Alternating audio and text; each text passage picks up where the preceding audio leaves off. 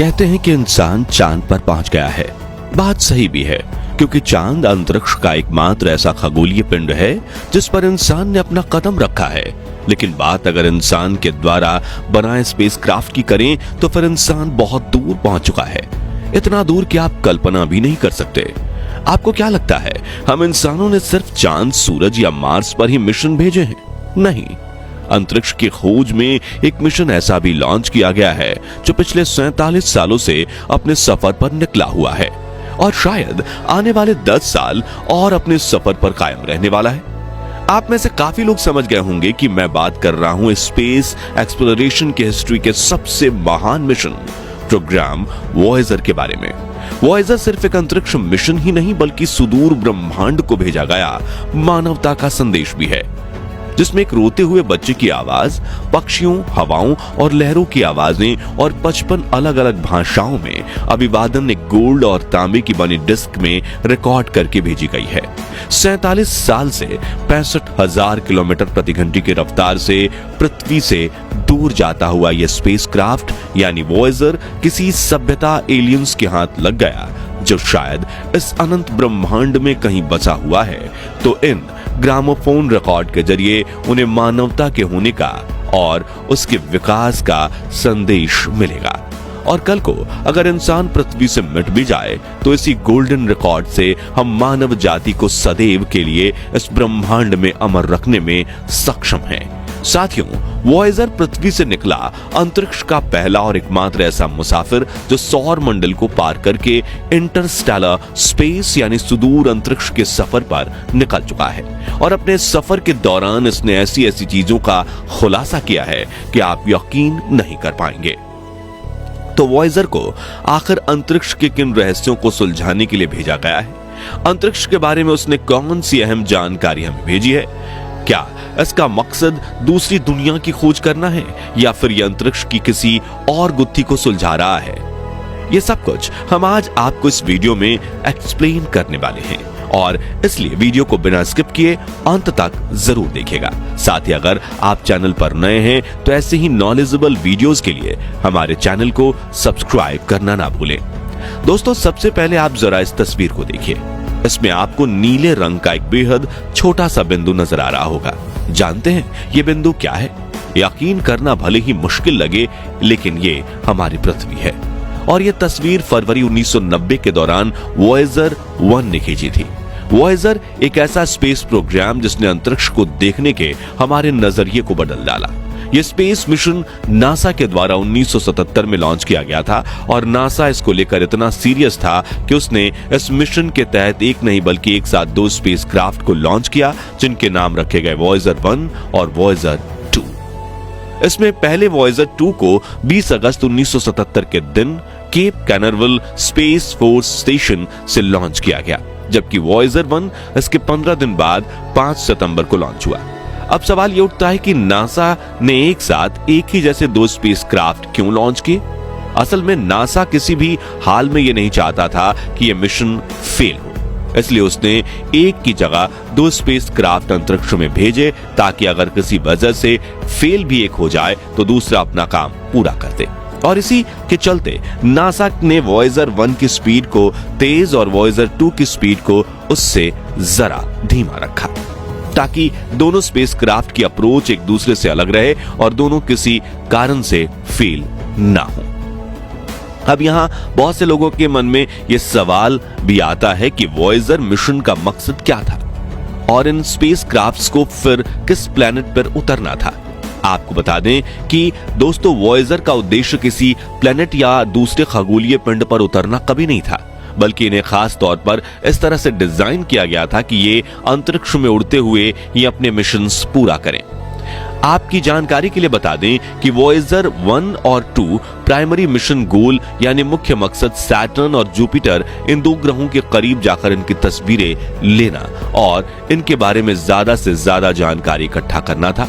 असल में Voyager programme launch होने से पहले हमारे पास सैटर्न, जुपिटर और सौर मंडल के दूसरे ग्रह जैसे मरकरी और नेपच्यून वगैरह के बारे में कोई खास जानकारी नहीं थी। ऐसे में नासा ने वॉयेजर प्रोग्राम का मुख्य उद्देश्य इन ग्रहों इनके चंद्रमाओं और इनके रिंग्स वगैरह की जानकारी इकट्ठा करना रखा। इसी उद्देश्य से ये दोनों स्पेसक्राफ्ट अपने अपने सफर पर निकले, जिसमें वॉयेजर 1 रफ्तार तेज होने के चलते 5 मार्च 1979 को जुपिटर के सबसे ज्यादा करीब पहुंचने वाला दुनिया का पहला ह्यूमन मेड ऑब्जेक्ट बना। इसने जुपिटर की करीब से खींची हुई ऐसी ऐसी नायाब तस्वीरें भेजी जिन्हें पहले कभी नहीं देखा गया था। साथ ही इसने जुपिटर के चंद्रमाओं की तस्वीरें और उनसे जुड़ा अहम डेटा भी हमें भेजा, जिसके बारे में इससे पहले कोई आइडिया हमें नहीं था। वॉयेजर 2 की बात करें तो वॉयेजर 1 की तुलना में इसको जुपिटर पर पहुंचने में करीब 4 महीने ज्यादा लगे, जिसके चलते 9 जुलाई 1979 के दिन जुपिटर के सबसे ज्यादा करीब से गुजरा और वॉयेजर 1 की तरह इसने भी जुपिटर की कई शानदार तस्वीरें और इस ग्रह से जुड़ा अहम डेटा पृथ्वी पर मौजूद वैज्ञानिकों तक पहुंचाया। जुपिटर के बाद ये सैटर्न पर पहुंचे और यहां भी वॉयेजर 1 ही सबसे पहले पहुंचा। दरअसल वॉयेजर 1 12 नवंबर 1980 के दिन सैटर्न के करीब से गुजरा था, जबकि वॉयेजर 2 को यहां पहुंचने में 9 महीने से ज्यादा का समय लगा और यह स्पेसक्राफ्ट इस ग्रह के करीब से 25 अगस्त 1981 के दिन गुजरा। इन दोनों ही स्पेसक्राफ्ट ने सैटर्न के करीब से इसकी ऐसी ऐसी अद्भुत तस्वीरें हमें भेजी जिससे वैज्ञानिकों की नजर नहीं हट पाए, क्योंकि सैटर्न की शानदार रिंग्स को इतने करीब से देखने का मौका उन्हें पहली बार मिला था। इसके अलावा वॉयेजर की वजह से वैज्ञानिक पहली बार इस ग्रह के चंद्रमाओं को भी पास से देखकर उनका अध्ययन कर पाए।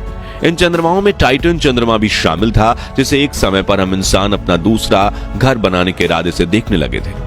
सैटर्न तक वॉयेजर 1 और वॉयेजर 2 दोनों का रूट एकदम सेम था, मगर इसके बाद यह बदल गया। वॉयेजर 1 को वैज्ञानिकों ने इंटरस्टेलर स्पेस यानी सुदूर अंतरिक्ष की खोज करने के लिए भेज दिया, जबकि दूसरी तरफ वॉयेजर 2 ने सौर मंडल के बाकी ग्रहों के करीब पहुंचना और वहां से उनकी तस्वीरें भेजना जारी रखा। सैटर्न के बाद साल 1986 में यूरेनस के करीब से गुजरा और इस ग्रह की तस्वीर हमें भेजी। यह पहली बार था जब इंसानों द्वारा बनाया गया कोई ऑब्जेक्ट यूरेनस के इतना करीब पहुंचा। वॉयेजर 2 ने यूरेनस से जुड़ी बहुत सारी ऐसी जानकारी हमें पहुंचाई जो हमारे पास नहीं थी। यूरेनस के बाद साल 1989 में ये हमारे सौर मंडल के दूसरे आइस जायंट नेपच्यून के करीब से गुजरा और दूसरे ग्रहों की तरह ये इस ग्रह के इतना करीब पहुंचने वाला दुनिया का पहला मैन मेड ऑब्जेक्ट बन गया। वॉयेजर 2 ने नेपच्यून के करीब से ली तस्वीरें हमें धरती पर भेजी और उन तस्वीरों को देखकर पहली बार हमें यह पता चला कि नेपच्यून का भी अपना एक रिंग सिस्टम है और उसके चारों तरफ 6 पतली पतले रिंग्स मौजूद हैं। नेपच्यून के बाद वॉयेजर 1 की तरफ वॉयेजर 2 भी इंटरस्टेलर स्पेस में एक कभी ना खत्म होने वाले सफर की तरफ बढ़ गया। अब यहाँ वॉयेजर 1 की बात करें तो सैटर्न को अलविदा कहने के बाद ये 65,000 किलोमीटर प्रति घंटे की रफ्तार से लगातार इंटरस्टेलर स्पेस में बढ़ रहा था। इस दौरान इसने कई बार स्पेस में पीछे मुड़कर पृथ्वी को देखा और इसकी तस्वीरें ली। आखिरी बार इसने पृथ्वी को 14 फरवरी 1990 के दिन देखा और एक लास्ट बार हमें तस्वीर खींचकर भेजी, जिसमें हमारी पृथ्वी एक छोटे से मामूली बिंदु जैसे नजर आ रही है। 6 बिलियन किलोमीटर दूर से क्लिक की गई इस ऐतिहासिक तस्वीर को पहले ब्लू डॉट के नाम से जाना गया, जिसे क्लिक करने के बाद वॉयेजर 1 ने बैटरी बचाने के लिए अपना कैमरा बंद कर दिया और पृथ्वी को अलविदा कहते हुए गहरे अंधेरे में एक नई दुनिया की तलाश में निकल पड़ा। जानकारी के लिए बता दें कि वॉयेजर 1 अगस्त 2012 में हमारे सौर मंडल की बाउंड्री, जिसे हेलियोपॉज कहा जाता है, उसे पार करके इंटरस्टेलर स्पेस में प्रवेश कर गया था और इस कारनामे को करने वाला यह दुनिया का सबसे पहला स्पेसक्राफ्ट बना। जबकि वॉयेजर 2 को यह मुकाम हासिल करने में 6 साल ज्यादा समय लगा, यानी नवंबर 2018 में इंटरस्टेलर स्पेस में एंटर हुआ था और वॉयेजर 1 की तरह इसने भी नेपच्यून ग्रह को अलविदा कहने के बाद बैटरी बचाने के लिए अपना कैमरा ऑफ कर दिया था। इस तरह आज ये दोनों ही स्पेसक्राफ्ट सौर मंडल से कहीं ज्यादा दूर अंतरिक्ष में अपनी खोज पर निकले हुए हैं। एक कमाल की बात यह है कि नासा ने इन दोनों स्पेसक्राफ्ट्स का लाइफ स्पैन सिर्फ 10 साल का था, यानी उन्हें लगा था कि ये वॉयेजर स्पेसक्राफ्ट ज्यादा से ज्यादा सिर्फ 10 साल चल पाएंगे, लेकिन आज इन्हें अपने सफर पर निकले हुए 47 साल पूरे होने जा रहे हैं और अब वैज्ञानिकों का यह अनुमान है कि ये अभी आने वाले 10 साल और चल सकते हैं। साथ ही ये भी मुमकिन है कि ये 10 की जगह 20 या 30 साल चलते रहे। मगर हमारे लिए ये सिर्फ आने वाले 10 साल ही काम करेंगे, क्योंकि हर एक बीतते सेकंड के साथ ये हमारी पृथ्वी से हजारों किलोमीटर दूर होते जा रहे हैं। ऐसे में इन्हें पृथ्वी से कांटेक्ट बनाकर रखना बहुत ज्यादा मुश्किल है। बता दें कि पृथ्वी से इन स्पेस क्राफ्ट्स के साथ संपर्क करने में 20 घंटे से भी ज्यादा का समय लग जाता है। इन स्पेस क्राफ्ट से संपर्क करने के लिए पृथ्वी से लगभग 20 किलोवाट सिग्नल भेजा जाता है। ठीक इसी तरह वॉयेजर भी 20 किलोवाट का सिग्नल पृथ्वी पर सेंड करता है, जो यहां तक पहुंचते पहुंचते बहुत ही वीक हो जाती है। ऐसे में जब वो पृथ्वी तक आता है तो उसे डिटेक्ट करना एक बहुत ही बड़ी चुनौती भरा टास्क बन जाता है।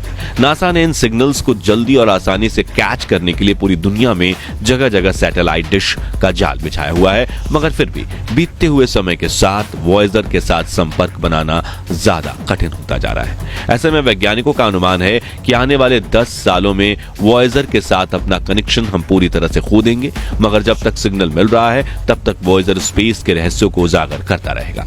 और क्या पता कल को ये हम इंसानों के लिए दूसरे ग्रह यानी कि किसी एलियन सभ्यता की खोज कर ले। होने को तो कुछ भी हो सकता है। वैसे आपको क्या लगता है, वॉयेजर हमें कब तक जानकारी भेजता रहेगा? कमेंट करके अपनी राय जरूर शेयर करें। बाकी दोस्तों, हमारी आज की इस वीडियो में बस इतना ही था। वीडियो अच्छी लगी हो तो इसे लाइक और शेयर जरूर करना, और अगर आप हमारे फेसबुक पेज पर नए हैं तो पेज को फॉलो भी जरूर करें। मिलते हैं जल्दी ही एक ऐसी और इंटरेस्टिंग वीडियो में, तब तक के लिए जय हिंद, गुड बाय।